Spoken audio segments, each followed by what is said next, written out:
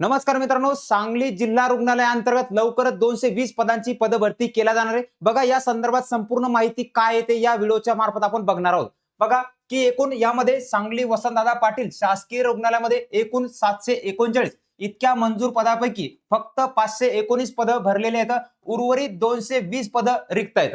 तर हे रिक्त पद कोणते? तर यामध्ये पहिलं जर बघितलं आपण की अध्यापक संवर्ग वर्ग 1 वर्ग 2 चे जे पद आहे यामध्ये मंजूर पद 24 झाली, त्यापैकी 14 भरले, इथं 7 पदे रिक्त आहेत। बघा, गट अ गट 2 चे जे आहेत इथं 7 पदे रिक्त आहेत। वर्ग 3 चे तांत्रिक अतांत्रिकचे एकूण मंजूर पद 79 झाले, त्यापैकी 41 भरले, इथं सुद्धा 38 पद रिक्त आहेत।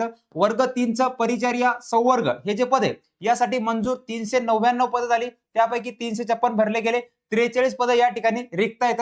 वर्ग 4 चे वर्ग 4 चे असणारे पद इथं 237 पद हे मंजूर होते, त्यापैकी 105 पदांची पदभरती झाली आणि इथं उर्वरित जे काही पद आहेत म्हणजे 132 पद या ठिकाणी काय भरल्या जाणार आहेत। हे काय रिक्त पद आहेत आणि या पदाची पदभरती प्रक्रिया लवकरच सुरू होणार आहे। बघा, ही प्रक्रिया कोण घेणार? यामध्ये काही पद जे आहेत बघा, सद्यस्थिती बघता सरळ सेवेच्या कोट्यातून रिक्त पदांच्या अनुषंगाने महाराष्ट्र लोकसेवा आयोगास मागणी पत्र या ठिकाणी काय पाठवण्यात गेलेले। बघा, जे वर्ग 1 2 चे जे पद आहेत हे एमपीएससी मार्फत भरले जातील आणि इतर राहिलेले जे काही पद आहेत हे तांत्रिकचे इतर पद हे टीसीएस मार्फत भरण्याची कार्यवाही लवकरच सुरू केल्या जाणार आहे।